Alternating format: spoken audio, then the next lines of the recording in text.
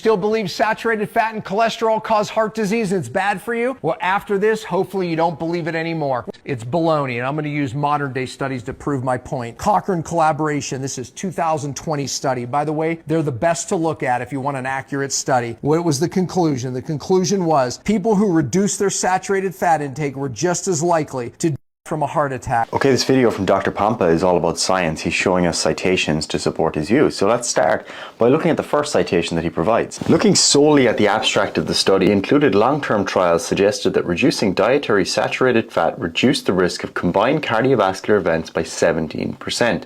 Meta-regression suggested that greater reductions in saturated fat reflected in greater reductions in serum cholesterol resulted in greater reductions in risk of cardiovascular events, explaining most heterogeneity between trials. So this is something you need to be very careful of when consuming science communication content online, because what Dr. Pompa chose to report here was the fact that there was no difference in cardiovascular mortality found. Now the period we're looking at here in terms of a timeline is about 4 years or so. So what this means is that when looking at a reduction in saturated fat, there was no difference in the number of people dying from heart disease over that period of time.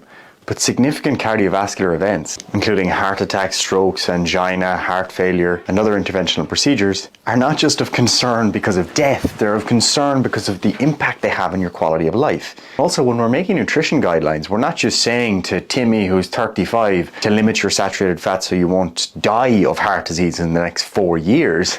It's about cumulative risk associated with the dietary pattern over a number of decades. That's what heart disease is all about. Heart disease is about decades and decades of exposure, whether that be to smoking or to diabetes, dyslipidemia, blood pressure, and your diet. So typically when you're looking at nutrition research, it's going to be pretty hard to see a difference in death over a number of years. So it's quite convenient that he just ignored the fact that this study did find a reduction in cardiovascular disease with saturated fat reduction. And this is even in a study like a Cochrane review where only randomized controlled trials were included. And the known limitations in randomized controlled trials in nutrition, where it's long-term exposure to a dietary pattern that's of most interest. So what I want you to get from this is the fact that science communicators online often focus selectively on certain findings and ignore all the others. They'll choose their papers, but not just their papers, specific findings within papers in order to support their bias. We can all fall victim to this.